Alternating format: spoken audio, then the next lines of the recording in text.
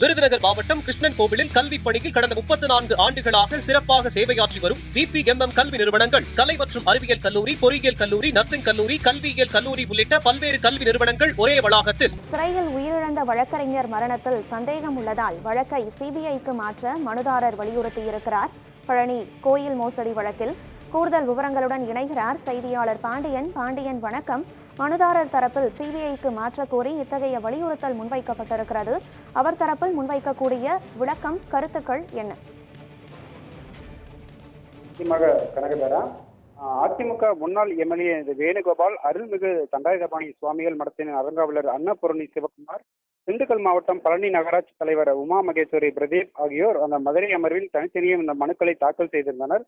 அதில் அந்த பழனி அருள்மிகு தண்டாயுதபாணி அந்த சுவாமிகள் மடத்திற்கு சொந்தமான 1.35 ஏக்கர் நிலம் முறைகேடாக பதிவு செய்யப்பட்டுள்ளது.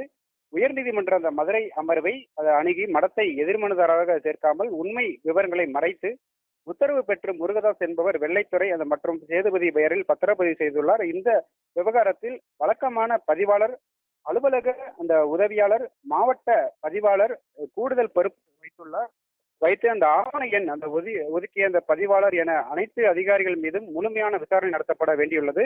ஊழல் தடுப்பு சட்டத்தின் கீழ் இந்த வழக்கை விசாரிக்க போதுமான முகாந்திரம் உள்ளது. எனவே இந்த வழக்கை CBCID விசாரிக்க இடைக்கால தடை விதிப்பதோடு அந்த வழக்கை தொடர்பான அனைத்து ஆவணங்களையும் நீதிமன்றத்தில் சமர்ப்பித்து பாதுகாக்கவும் வழக்கை CBIக்கு மாற்றியும் உத்தரவிட வேண்டும் என கூறியிருந்தனர். இந்த வழக்கு நீதிபதிகள் CV கார்த்திகேயன், சக்திவேல் அமர்வு முன்பாக விசாரணைக்கு வந்தது. அப்போது இந்த மனுதாரர் தரப்பில் ஆஜரான வழக்கறிஞர், இந்த வழக்கில் கைது செய்யப்பட்டு சிறையில் உயிரிழந்த வழக்கறிஞர் மரணத்தில் சந்தேகம் உள்ளது. மேலும் ஜஸ்டின் மணிகண்டன் அரசு மருத்துவமனை சிகிச்சை பெற்று வருகிறார். எனவே அந்த வழக்கை CBIக்கு மாற்ற வேண்டும் என வாதிட்டார். அரசு தரப்பில் ஆஜரான வழக்கறிஞர் இந்த இயற்கையான முறையிலே தான் உயிரிழந்தார். இந்த விவகாரத்தை அரசியலாக்க வேண்டாம். வழக்கு விசாரணை ஆவணங்கள், ஆதாரங்கள் அடிப்படையில் தான் விசாரணை நடைபெற்று கைது நடவடிக்கைகள் நடைபெறுகிறது.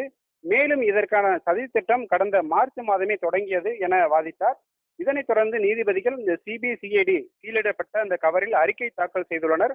மேலும் இந்த பழனி தண்டாயுதபாணி கோவில் தரப்பில் பதில் மனு தாக்கல் செய்ய உத்தரவிட்டு விரிவான இந்த விசாரணைக்காக வழக்கை அந்த ஆகஸ்ட் 24ஆம் தேதிக்கு ஒத்திவைத்து உத்தரவிட்டனர்.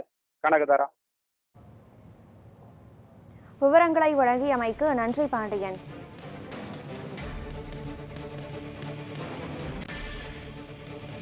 கோவில் நிர்வாகம் பதில் மனு தாக்கல் செய்ய உயர்நீதிமன்ற மதுரை கிளை உத்தரவை பிறப்பித்திருக்கிறது. பழனி கோயில் நில மோசடி விவகாரத்தில் கோயில் நிர்வாகம் பதில் மனு தாக்கல் செய்ய உயர்நீதிமன்ற மதுரை கிளை உத்தரவை பிறப்பித்திருக்கிறது. பழனி கோயில் நில மோசடி விவகாரம் தொடர்பான வழக்கில் CBIக்கு மாற்ற கோரிய மனு குறித்து உயர்நீதிமன்ற மதுரை கிளை இத்தகைய உத்தரவை பிறப்பித்திருக்கிறது.